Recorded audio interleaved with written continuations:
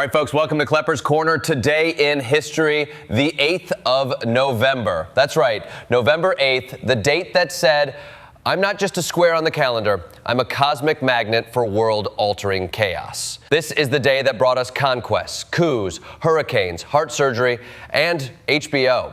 Basically, it's history's version of a group text gone horribly wrong. Segment 1, the fulcrum of power, how to lose friends and colonize people.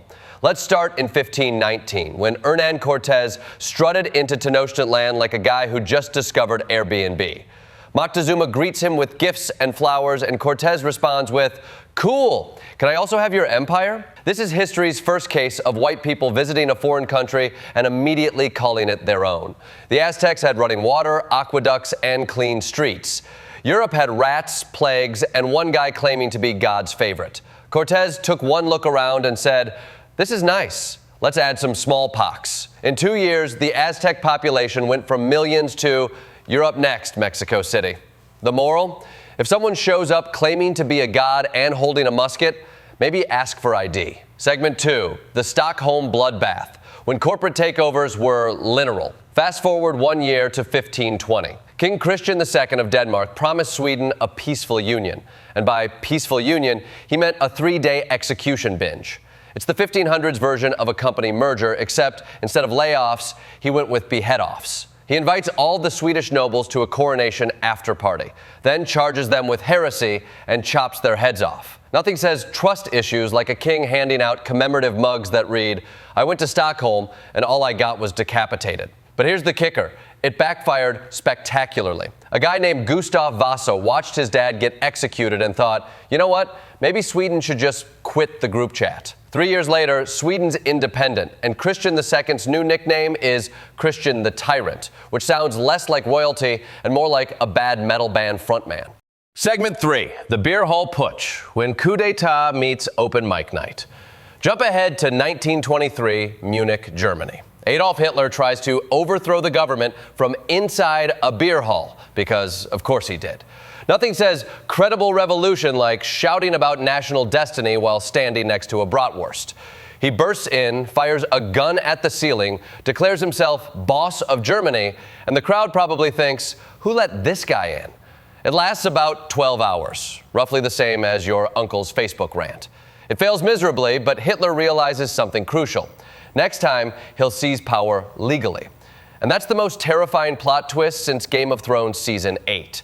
It's like if your DUI lawyer decided to run for office and won.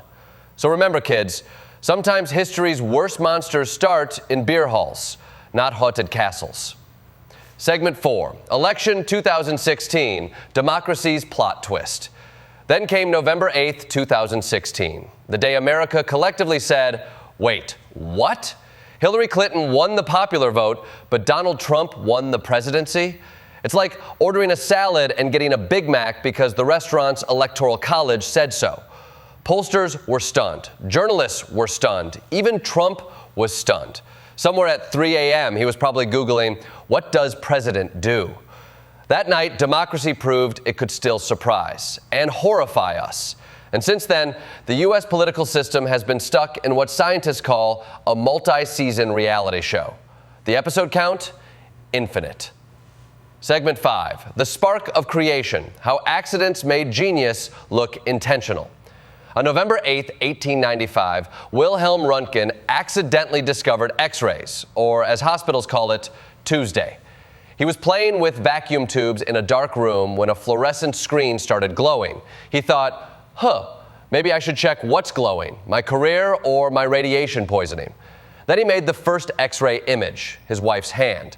She looked at it and said, I have seen my death, which is possibly the first recorded instance of a woman being right and horrifyingly accurate at the same time. Within months, doctors everywhere were blasting patients with radiation like, don't worry, it's science. By the time they realized that prolonged exposure might be, bad, the X-ray had already revolutionized medicine and given every cartoon villain an origin story. Segment 6, Mary Lyon and the Women Who Outstudied Men. In 1837, Mary Lyon opened Mount Holyoke Female Seminary, the first U.S. college for women. Back then, higher education for women was so scandalous that just saying female seminary made half the men in town clutch their pearls, or whatever they had before pearls were affordable. Lyon charged $60 a year, which today might cover one textbook, and the students even cooked their own meals. It was feminism meets Top Chef, 19th century edition. Her trick? Calling it a seminary so men wouldn't panic. Because in 1837, college for women sounded as radical as Wi-Fi for horses. Mount Holyoke became the blueprint for women's education and a monument to clever branding. If you can't beat the patriarchy, outmarket it. Segment 7, HBO, history's first streaming addiction. Jump to 1972. HBO launches to 400 people in Pennsylvania. First broadcast, a hockey game and a Paul Newman movie called Sometimes a Great Notion. The great notion was charging people for TV, which sounded insane in 1972, but feels like foreplay for Netflix today. No one thought it would work, but then came boxing, concerts, and The Sopranos. Turns out when you don't rely on ads, you can actually say fuck and kill off main characters. HBO birthed the idea that television could be art, and that art could come with a subscription fee you'd forget to cancel for 20 years. Segment 8. When nature goes full apocalypse mode, Super Typhoon Haiyan. November 8, 2013. Super Typhoon Haiyan hit the Philippines with winds up to 200 miles per hour. The climate's way of saying, you up? It wiped out entire cities, displaced millions, and proved that when the planet fights back, it doesn't pull punches. Scientists called it a wake-up call for climate change. Politicians hit snooze for a decade. But the Filipinos rebuilt, stronger, replanting mangroves and redefining resilience. It's a stark reminder that humanity keeps testing nature like it's a group project we didn't read the instructions for. Segment 9. Montana becomes a state, when bureaucracy was the rebellion. In 1889, Benjamin Harrison signed Montana into statehood. No coups, no conquests, just pure paperwork.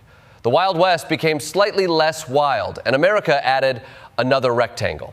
Montana's big contribution to history, reminding us that sometimes progress doesn't need blood, just signatures and patience, and maybe a few bribes. Segment 10, 2 deaths and a paradox, Milton and Doc Holliday. November 8th also brought 2 very different farewells. In 1674, poet John Milton died, leaving behind Paradise Lost.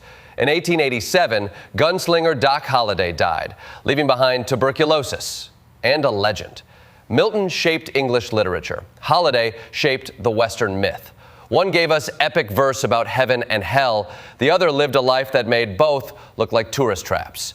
And in perfect irony, the outlaw famous for dying with his boots on didn't. His last words were, "This is funny." Turns out even gunslingers appreciate gallows humor, especially in a bed. Segment 11, The Birthday Club, born on November 8th. And let's not forget the birthday club for this chaotic date. Christiaan Barnard, the guy who performed the first heart transplant. Margaret Mitchell, the novelist who proved people will still romanticize the Confederacy if you make the dresses pretty enough. Dorothy Day, the radical Catholic who made compassion political. Kazuo Ishiguro, the Nobel laureate who writes heartbreak so quietly you almost miss it. And Gordon Ramsay, a man who yells at food for not meeting its potential. If that's not range, I don't know what is. So what have we learned? November 8th is basically history's drama queen. Too much ambition, zero chill. It gave us conquest and creativity, tyranny and technology, statehood and storm surge. It's the day that says, why spread history over centuries when I can do it all by dinner? From Moctezuma's tragic handshake to HBO's first stream, November 8th reminds us that progress and disaster often RSVPs to the same party. And as always, history repeats itself. First as tragedy, then as content.